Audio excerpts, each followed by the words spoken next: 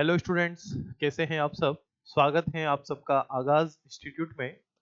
Unit 1 का जो topic है भारत की सांस्कृतिक विरासत, इस टॉपिक की आज हमारी क्लास नंबर 10 है। कला प्रारूप के अंतर्गत हम भारत की चित्रकला पढ़ रहे थे। भारत की चित्रकला हम कंप्लीट कर चुके हैं। आज हम भारत के प्रमुख चित्रकारों की बात करेंगे। टॉपिक बहुत इंपॉर्टेंट है, एमपीपीएससी यहाँ से प्रश्न पूछता है। आप चाहें तो पिछले 5-10 साल के पुराने पेपर उठाकर देख लीजिएगा प्रीलिम्स के। आप देखेंगे कि एमपीपीएससी ने चित्रकारों से रिलेटेड प्रश्न पूछे हैं। तो चित्रकारों से रिलेटेड प्रश्न इंपॉर्टेंट है। तो करते हैं इस क्लास में हम शुरुआत भारत के प्रमुख चित्रकारों की। हम भारत के प्रमुख चित्रकारों के साथ साथ मध्य प्रदेश के भी प्रमुख चित्रकार पढ़ेंगे। और लास्ट में मैं टेलीग्राम ग्रुप में मध्य प्रदेश के प्रमुख चित्रकारों का एक पीडीएफ भी सेंड कर दूंगा, जिसमें मध्य प्रदेश के बहुत सारे चित्रकार और उनकी कृतियां, उनकी पेंटिंग्स, उनका जन्म कहाँ हुआ, ये सारी चीजें जो है उस पीडीएफ में रहेगी। तो आप टेलीग्राम ग्रुप में उस पीडीएफ को भी देख लीजिएगा। डिस्क्रिप्शन में टेलीग्राम ग्रुप की आपको लिंक मिल जाएगी, जहां से आप ग्रुप को ज्वाइन कर सकते हो। ठीक है, तो करते हैं शुरुआत भारत के प्रमुख चित्रकारों के विषय में।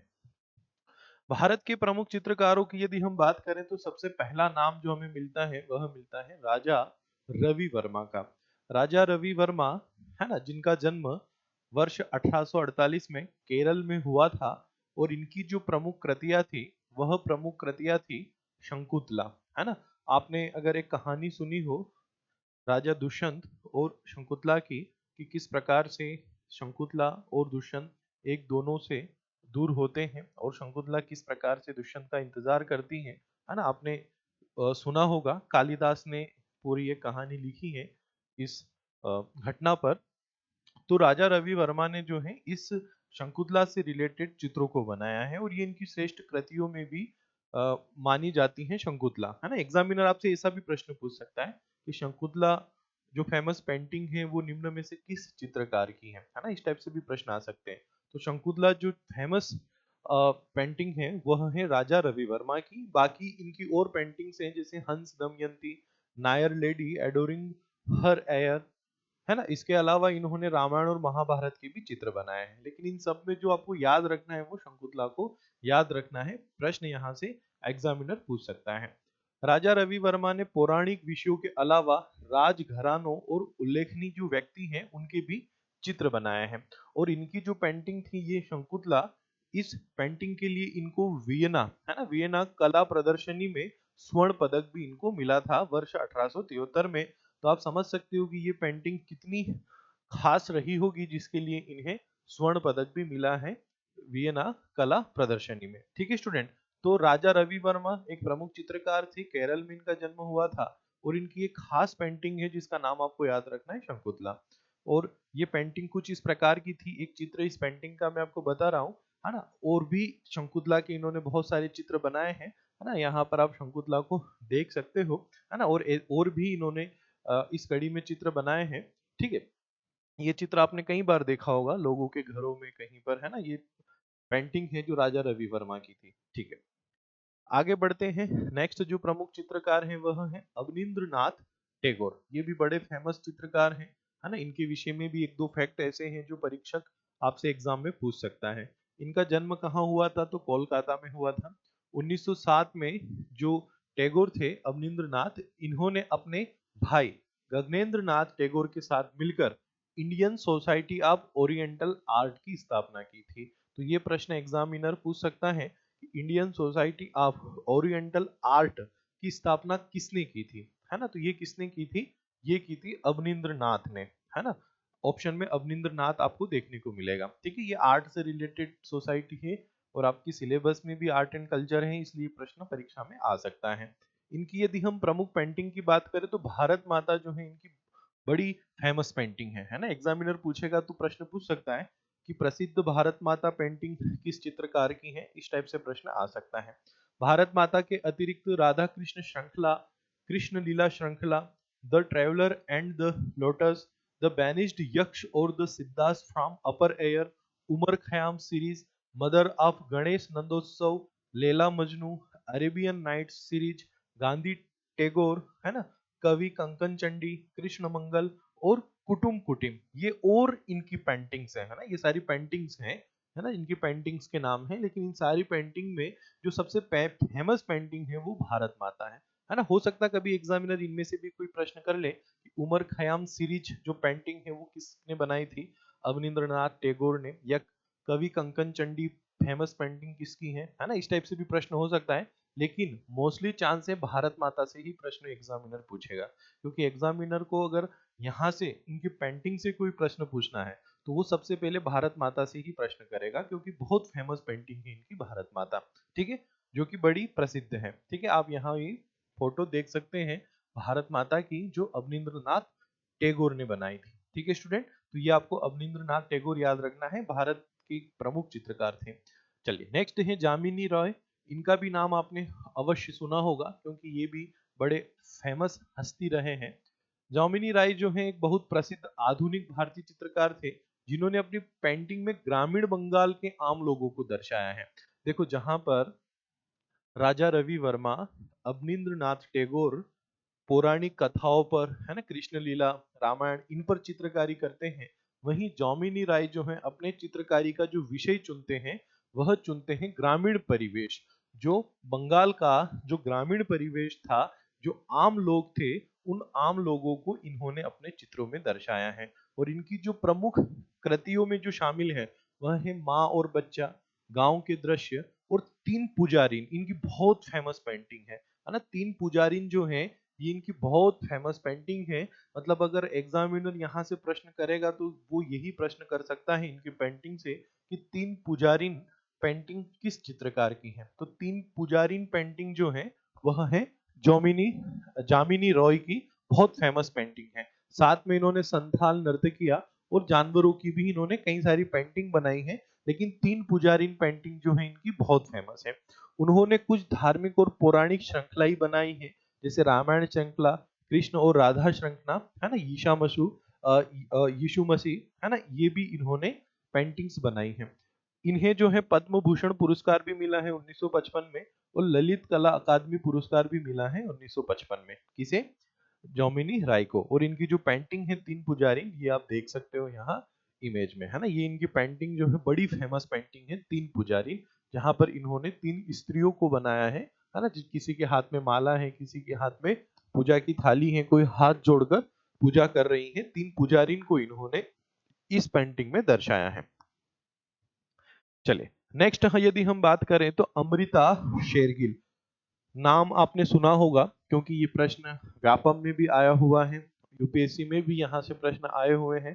तो अमृता शेरगिल जो एक फेमस पेंटर थी, और इनसे रिलेटेड जो है प्रश्न डिफरेंट डिफरेंट परीक्षाओं में कई बार आए हुए हैं, है ना। तो अमृता शेरगिल जो है बहुत इंपॉर्टेंट है, यहाँ से भी प्रश्न आता है। बहुत कम ही उम्र में इनका निधन हो गया था, लेकिन जितना भी ये जी, इन्होंने बहुत फेमस काम किए हैं। तो अमृता शेरगिल, जिनका जन्म 1913 में बुडापेस्ट में हुआ था, कई बार एग्जामिनर ने ये प्रश्न पूछा है, अमृता शेरगिल का जन्म कहाँ हुआ था, है ना, बुडापेस्ट में। आधुनिक भारतीय चित्रकलाओं कलाओं में की क्रांतिकारी हस्ती थी। अमृता शेरगिल की उल्लेखनीय पेंटिंग में शामिल है थ्री गर्ल्स, बहुत फेमस पेंटिंग है इनकी three girls, hill woman, the child bride, bride's toilet, south Indian villagers going to market, है ना, सिएस्टा, ब्रह्मचारी, और बनाना सेलर्स, ये इनकी बहुत फेमस पेंटिंग है। और मैं तो कहूंगा कि अगर आप ये सारी ही नाम याद रख ले तो भी कोई दिक्कत नहीं है। इंपॉर्टेंट है थ्री गर्ल्स, लेकिन उसके अलावा बनाना सेलर्स भी परीक्षा में आया हुआ है, द चाइल्ड ब्राइड ये भी परीक्षा में आया हुआ है ना, south Indian villagers going to market ये भी परीक्षा में आया हुआ है। तो ये बहुत, जितने भी नाम आपको यहाँ देखने को मिल रहे हैं, ये डिफरेंट डिफरेंट एग्जाम्स में पूछे गए कि ये पेंटिंग किसकी है। तो मैं तो कहूंगा ये चार पांच नाम है, अगर आप सब भी याद रख ले तो भी कोई दिक्कत नहीं है। किसी को नहीं याद हो रही तो सिर्फ थ्री गर्ल्स आप याद रख ले, एक बनाना सेलर्स को आप थोड़ा देख ले, प्रश्न आ सकता है ना, कि ये पेंटिंग किसकी है। तो थ्री गर्ल्स अमृता शेरगिल की पेंटिंग है, बहुत महत्वपूर्ण, बहुत फेमस पेंटिंग है। ये आप स्क्रीन पर देख सकते हैं थ्री गर्ल्स की पेंटिंग, जो अमृता शेरगिल ने बनाई थी। ठीक है, चलिए नेक्स्ट हम बात करते हैं एमएफ हुसैन। नाम आपने सुना होगा, क्योंकि काफी विवादों से घिरा भी ये नाम रहा है ना। कुछ इनके पेंटिंग्स को लेकर काफी विवाद हुए हैं और कहा जाता है कि उन विवादों के चक्कर में इनको भारत भी छोड़ना पड़ा था। ठीक है, जो भी कारण रहे हो उसके पीछे, हमें उन विवादों की बात नहीं करना है, हमें सिर्फ बात करना है एमएफ हुसैन की कलाकार के रूप में। तो 1915 में इनका जन्म हुआ था, 2011 में इनकी मृत्यु हुई। आधुनिक भारत के अग्रणी चित्रकारों में से इनको एक माना जाता है। हुसैन ने भारतीय पात्रों, घोड़ों और पौराणिक कथाओं तथा धर्म से जुड़े विषयों के अपने साहसिक, अक्सर शैलीगत चित्रणों से अंतरराष्ट्रीय पहचान जो है वो हासिल की है ना। ये इनके विषय में परिचय हो गया। इन्होंने महाभारत और Ramayana, Christ and the lamb, peace doves woman with roosters और मदर टेरेसा जैसी कई महत्वपूर्ण पेंटिंग श्रृंखला जो है इन्होंने बनाई है। इनको पद्मश्री मिला था 1955 में, पद्म भूषण मिला था 1973 में, और इनको पद्म विभूषण मिला है 1991 में। मतलब इनको पद्मश्री भी मिला है, पद्म भूषण भी मिला है और पद्म विभूषण भी मिला है। मतलब पद्म सीरीज के जो तीनों ही अवार्ड हैं वो एम एफ हुसैन को मिले हैं। इनके अलावा इनको राजा रवि वर्मा पुरस्कार भी मिला है 1991 में, और इन्हें जो है 1986 में राज्यसभा के लिए भी मनोनीत किया गया था। अब ये प्रश्न भी पूछा जा सकता है कि निम्न में से किस चित्रकार को राज्यसभा के लिए मनोनीत किया गया था, और तीन चार ऑप्शन हो सकते हैं जिसमें एम एफ हुसैन अगर ऑप्शन हो तो वो आपको लगाना है। ठीक है, और इनको पद्म सीरीज के तीनों ही अवार्ड मिले हैं, और ये भारत के एक फेमस चित्रकार रहे हैं। और एक इनकी पेंटिंग आप देख सकते हो, कुछ अनोखी शैली थी इनकी पेंटिंग्स बनाने की, है ना। और ये अपनी शैली के लिए ही, अपनी इस अनोखी शैली के लिए ही जो है बड़े फेमस थे। कौन? M F Husain. ठीक है, ये पेंटिंग जो है आप बोर्ड पर देख सकते हो। चलिए नेक्स्ट हम बात करें सैयद हैदर रजा। यहाँ से परीक्षा में प्रश्न आया है, आप सब जानते होंगे। प्रश्न पूछा गया है सैयद हैदर रजा से, है ना। ये जो है 1922 में जन्मे थे और 2016 में इनकी मृत्यु हुई। ये हमारे मध्य प्रदेश के ही थे, है ना। 22 फरवरी 1922 को मध्य प्रदेश के बाबरिया नामक गांव, है ना, जो कि मंडला जिले का है, उसमें इनका जो है वो जन्म हुआ था। और फ्रांस में इनकी मृत्यु हुई 2016, मत सॉरी, फ्रांस जो है चले गए थे बाद में, है ना। तो वर्ष 1950 में वह फ्रांसीसी सरकार की छात्रवृत्ति पर फ्रांस गए, है ना। वो ये जो है सैयद हैदर रजा जो है वो फ्रांस चले गए थे, और वहां जाकर इन्होंने अध्ययन का काम शुरू किया, चित्रकारी भी की। उनकी कुछ उल्लेखनीय कृतियों में शामिल हैं जैसे सौराष्ट्र, है ना, बहुत फेमस चित्र इनका, ताजा, है ना, ला टेरे, नाद बिंदु, माँ, प्रकृति, है ना, कुंडलिनी, बहुत फेमस इनके चित्र हैं।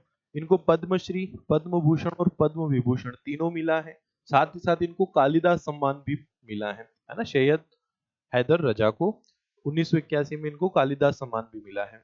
इन्होंने प्रिक्स डे लॉ क्रिटिक, है ना, भी इनको मिला है, और commander de la Legion d' honneur जैसे प्रतिष्ठित फ्रांसीसी पुरस्कार भी जो है इन्होंने जीते हैं। एमपीपीएससी ने प्रश्न पूछा था कि निम्न में से कौन चित्रकार मध्य प्रदेश में जन्मा और फ्रांस में जाकर बस गया था, जिसका भी हाल ही में 2016 में निधन हुआ। इस टाइप का प्रश्न एमपीपीएससी ने पूछा था 2020 के एग्जाम में, है ना, 2020 ही, हाँ 2020 में। तो 2020 में प्रश्न आया हुआ है, और बिल्कुल घुमाकर प्रश्न पूछा था एमपीपीएससी ने, है ना, कि किसका जन्म प्रदेश में हुआ, फ्रांस चले गए थे ना, इस टाइप से प्रश्न पूछा था। तो आप समझ सकते हो एमपीपीएससी का प्रश्न पूछने का तरीका भी, कि वो कैसे प्रश्न पूछना है ना। चलिए, तो ये आपको याद रखना है। और इनका एक पेंटिंग देख सकते हैं, शोर पेंटिंग है इनकी सौराष्ट्र, है ना। आप नहीं समझ पाओगे, क्यों नहीं समझ पाओगे, आपको तो ऐसा लगेगा कि सर ये तो बस ऐसे ही कुछ भी कलर ये कर दिए हो। लेकिन जो चित्रकारी को समझता है ना, जो चित्रकारी में रुचि रखता है, वो जानता है कि आखिर में ये पेंटिंग क्या है। चलिए नेक्स्ट हम बात करते हैं अन्य प्रमुख चित्रकारों की। तो अगर हम अन्य भारतीय और भी चित्रकारों की बात करें तो उनमें नाम मिलता है नंदलाल बोस, धीरज चौधरी, जाहर दास गुप्ता, सतीश गुजराल, गगनेंद्र नाथ टैगोर, है ना, Manjit Bawa, Tyeb Mehta, Vasudeo S Gaitonde, S L Haldankar और नंबूदरी, है ना। ये भी बड़े फेमस हैं, मूर्तिकार भी रहे हैं चित्रकार के साथ साथ। अभी हाल ही में ही इनका निधन हुआ था, है ना। तो ये भी आपको नाम याद रखना है, नंबूदरी, जो कि फेमस चित्रकार थे। ठीक है, तो ये अन्य और भी भारत के प्रमुख चित्रकारों के नाम हैं जो आप याद रख सकते हो। और ये नाम मैं इसलिए बता रहा हूँ क्योंकि परीक्षा में कुछ समय पहले एक प्रश्न आया था कि विष्णु चिंचालकर कौन थे, चित्रकार, मूर्तिकार, है ना, इस टाइप के ऑप्शन थे। तो हो सकता है कि एग्जामिनर पूछ ले कि नंबूदरी कौन थे, तैयब मेहता क्यों प्रसिद्ध थे, है ना, चित्रकारी के लिए, मूर्तिकारी के लिए, इस टाइप के ऑप्शन हो सकते हैं। तो इसलिए हो सकता है एग्जामिनर आपसे प्रश्न कर ले। विष्णु चिंचालकर और ये जो भी है मध्य प्रदेश के प्रमुख चित्रकार रहे हैं, इनका मैं आपको पीडीएफ दे दूंगा पूरा टेलीग्राम ग्रुप में। तो विष्णु चिंचालकर के अतिरिक्त और भी जो मध्य प्रदेश के फेमस चित्रकार हैं वो सब आपको वहां पर देखने को मिल जाएंगे। उनके आपको नाम और उनके विषय में कुछ डेटा भी है, तो वो आप पढ़ लीजिएगा, पढ़ने से आपका काम हो जाएगा, कोई आपको दिक्कत नहीं आएगी। सॉरी। तो ये भारत के प्रमुख हमारे चित्रकार कंप्लीट हुए। मतलब कला प्रारूप में जो हमने चित्रकला स्टार्ट किया था वो चित्रकला हमारा जो है कंप्लीट हो चुका है। अब हम नेक्स्ट क्लास से वास्तुकला को स्टार्ट करते हैं। हम सबसे पहले तो वास्तुकला की शैलियां देखेंगे कि भारत में वास्तुकला की शैलियां कितनी है ना, उन शैलियों को पढ़ेंगे। फिर हम भारत में जो धरोहरें हैं वास्तुकला की, है ना, क्योंकि हमारा जो टॉपिक है भारत की सांस्कृतिक धरोहर, तो वास्तुकला की जो धरोहरें हैं, हाँ, जैसे ताजमहल हो गया, लाल किला हो गया, खजुराहो के मंदिर हो गए, बृहदेश्वर मंदिर हो गए, कोणार्क के सूर्य मंदिर हो गए, तो इस टाइप की जो धरोहरें हैं मैं आपको उनकी पूरी लिस्ट भी बता दूंगा, लिस्ट भी आपको सेंड कर दूंगा, तो आप उनकी लोकेशन भी देख लेना कि भाई कौन सा मंदिर जो है वो कहाँ पर है।